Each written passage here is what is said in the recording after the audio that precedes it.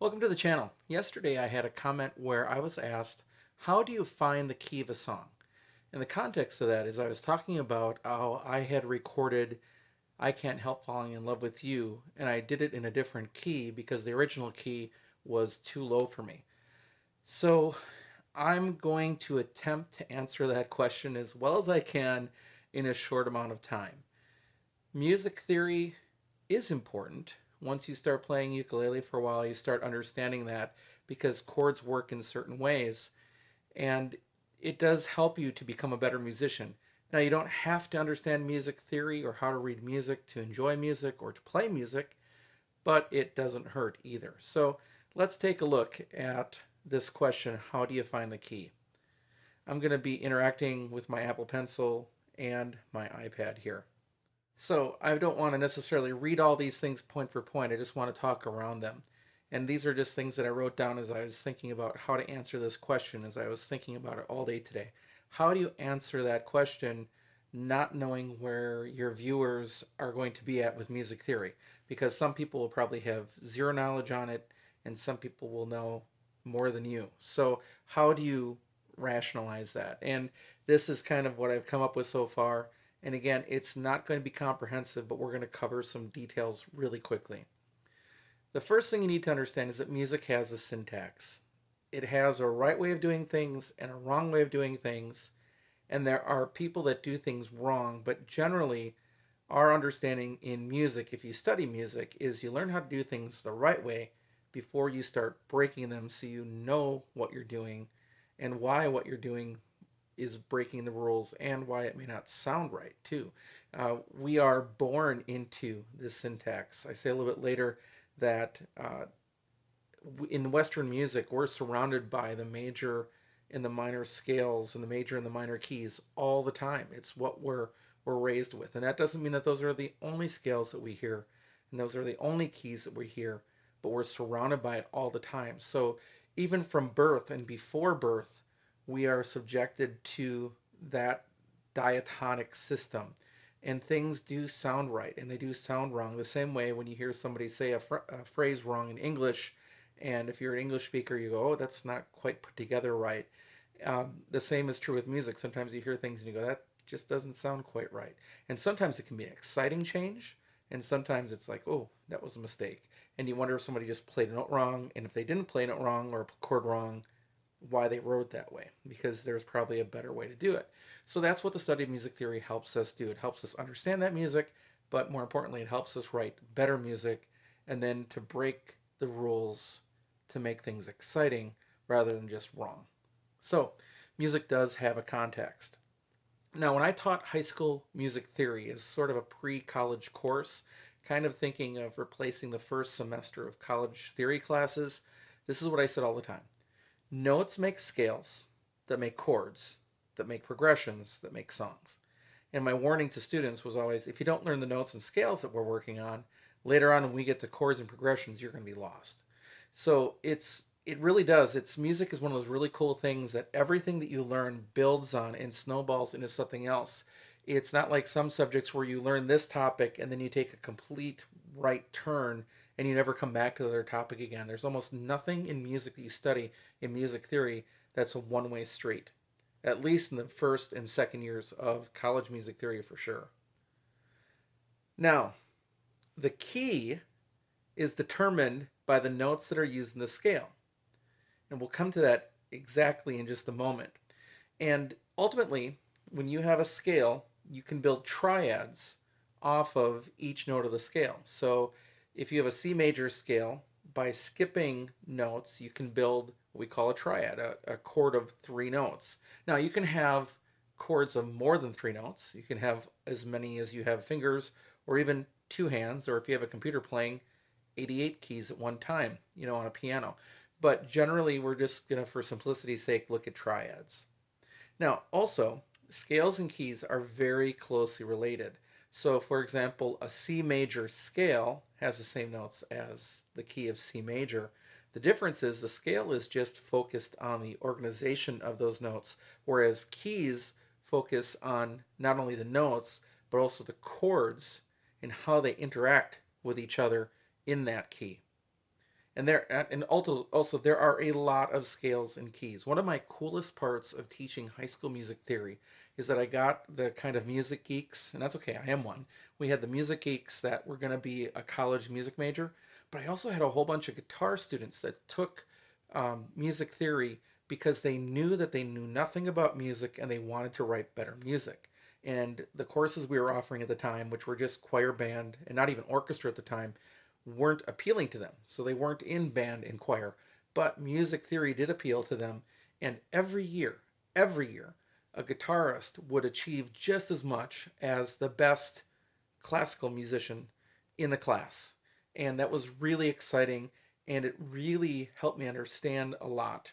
For example, if you're talking to a guitar player, and this is a ukulele channel, so if I'm talking to a ukulele player, talking in half steps and whole steps down the road doesn't make a lot of sense to a guitarist. You start talking about frets, the light bulb goes off. It's pretty cool. So very, very exciting. But one of the things that I really appreciate about guitar players is that guitar players know scales. That's how they jam. That's how they play their riffs. They're playing in a scale. The same is true with mandolin players. Every time you hear a really fast, awesome mandolin lick, that's just a person who's practiced their scales backwards and forwards and knows exactly where to put their fingers. That's all it is. Now, is it skill? Absolutely. Does it take time to develop that skill? Absolutely. But it's not as hard as it seems because they've studied their scales. And there are lots and lots and lots of scales. There's a app on the iPhone that's called Guitar Tab Pro. I'll double check it later. But that app lists the different scales you can play. It must have 55 different scales, and that's not even the end of it.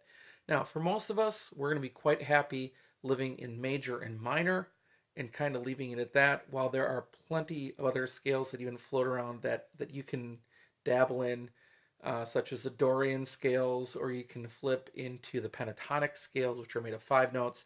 We're not going to go there. We're just going to focus on the major and minor scales right now because they're dominant in Western music and they're also relative. So for every major scale, you can just rearrange the letter names from where you're starting from going to the next spot, and you'd have a major key and a minor key, or a major scale and a minor scale with the same notes.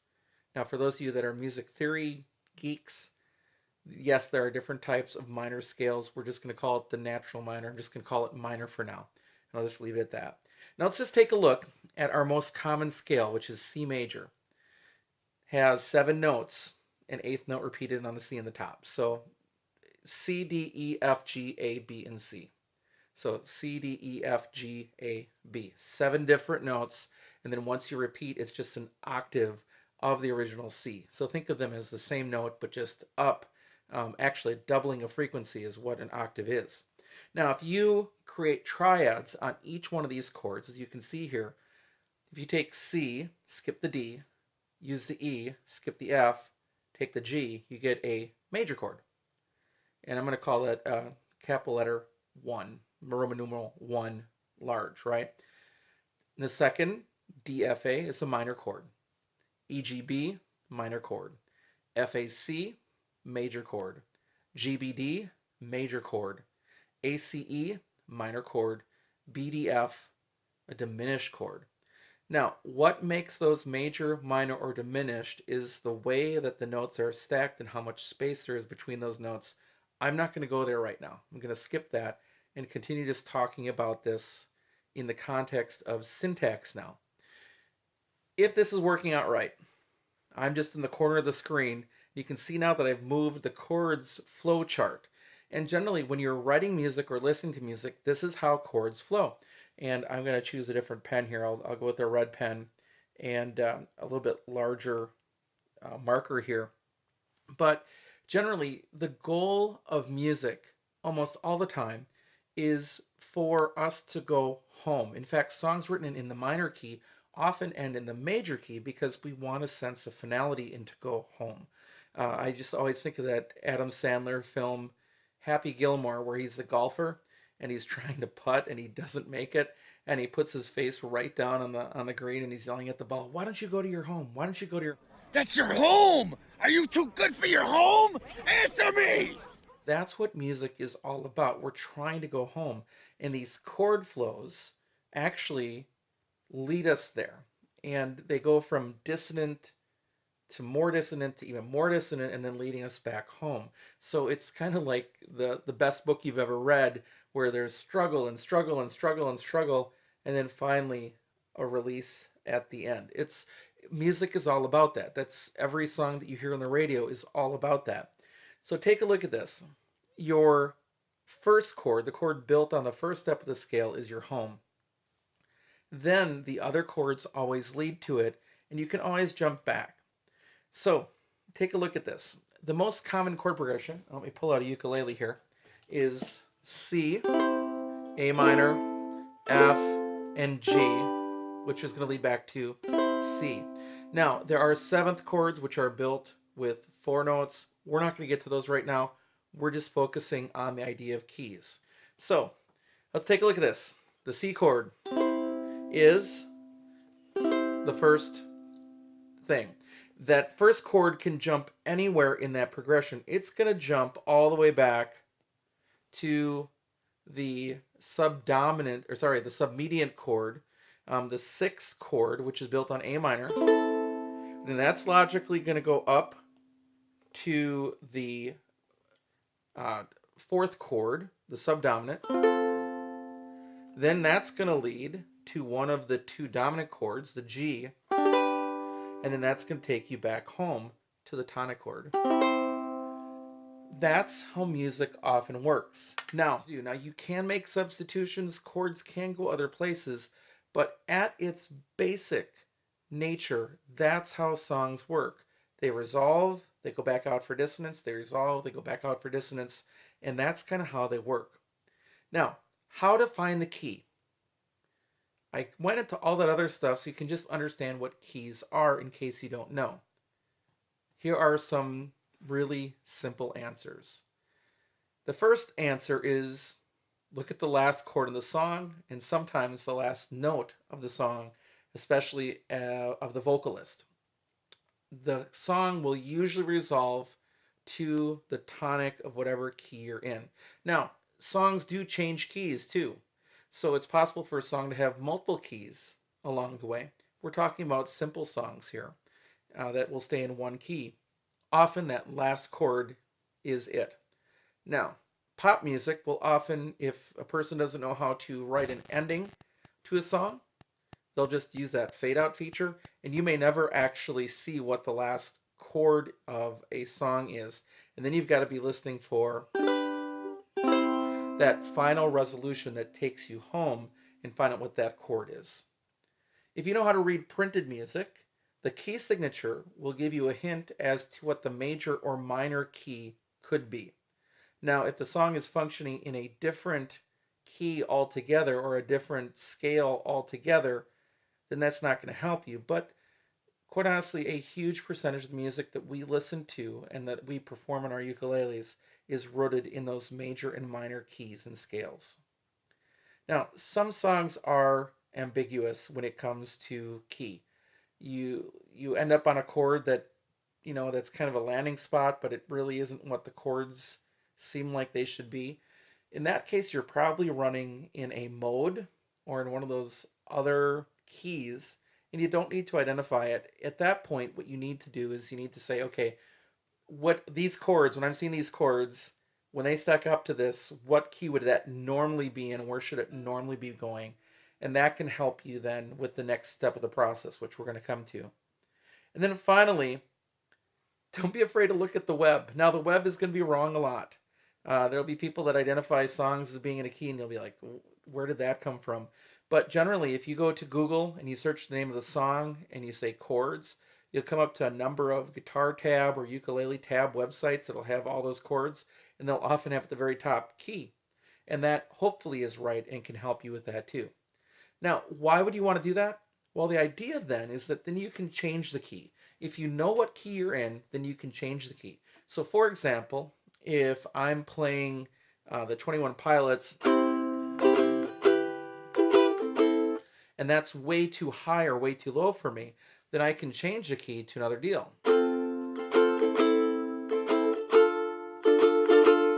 And what that's doing is it's taking each key from where it's at all up an equal amount of space. So let's take a look, and let's use a circle of fifths to do this. And the circle of fifths is a great tool, especially if you don't transpose in your head. Now, as a music education student and teacher, over the years, I can do a lot of that just in my head without having to visualize it. But something like the circle of fifths can really be useful. So here's that same chord progression from earlier, and I'll use a little bit thinner of a marker. And here it is: C, A minor, F, and G. So we want to now move that to a different key. We know that we're in the key of C. That helps us. But then also, what are the other chords going to go to? And where do we want to go? So let's say that I find out that singing in C is too low, but singing in G works for me. So let's move everything to the key of G. I didn't intentionally pick that, but that's where I'm going to go. So I want to go from C, I'm going to put a little red dot here, to G. Guess what? On this circle of fifths now, all I have to do is go one notch over from where I'm at, and this will work. So the C becomes a G. Let me change colors now. The A minor here becomes an E minor. The F right here becomes a C. And the G, change colors again. Which color I'm going to use is kind of the purple. The G becomes a D. So my new key of the song from originally going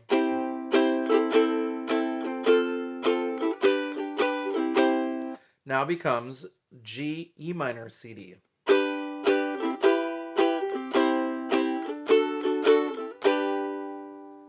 And that will also work if you have like a little thing on there like the seventh markers, and I'll go back to a smaller pen. So if this was a G7, all you do is make that a D7.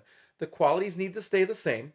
So if you have G, it has, a major has to stay a major, a minor has to stay a minor, diminished has to stay diminished. If you ever see augmented, it has to stay augmented, and it will really work well for you to change keys. Now, I know that's a lot of music theory in about close to a 20-minute video. And generally, remember, this is stuff that you would cover over your first 2 weeks to first 4 to 8 weeks maybe of a college music theory course, depending on how advanced it was on the topic of learning notes, which become scales, which become chords, which become progressions, which become songs. So hopefully that's helpful. That circle of fifths, just look it up on the internet. You can find it anywhere. Some people sell it as stickers if you need to do a lot of transposition work. But again, there's one other little secret. If you find out that a key that you're in is too low for you or too high for you, don't be afraid to buy a capo and just put the capo across and pretend that's the nut, and then you can transpose on the fly. Some people say that's cheating. But with all sincerity, if it's just you and you just want to sing something that's printed in a key that's too low, and for example, the Daily 365 yellow book that a lot of ukulele players use is way too low for me a lot of times. If notes are going below a C, I'm in trouble because I'm a tenor. So if I have a capo, I can instantly on my own bring a song up, and then I'm quite happy without having to worry about transposing. But if you want to transpose, this is a great way to do it by using that circle of fifths. Thanks for watching the video. Please subscribe to this new channel. And as always, remember, ukulele, it's all about you.